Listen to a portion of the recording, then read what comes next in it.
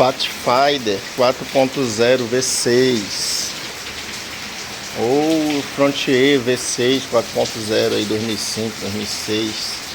Barulho no motor, o carro chegou assim, olha, parecia que tava moído o motor, barulho feio, e perdendo força também.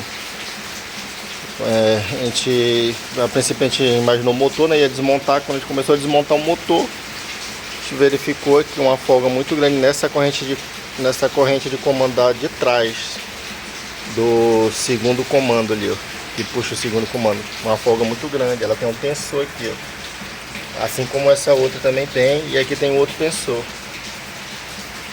Então tava uma folga aqui, ó, que batia aqui em cima aqui com a mão assim. Eu fiz um vídeo aí, vou ver se eu coloco. Fizemos a substituição da corrente de comando e vamos funcionar o carro.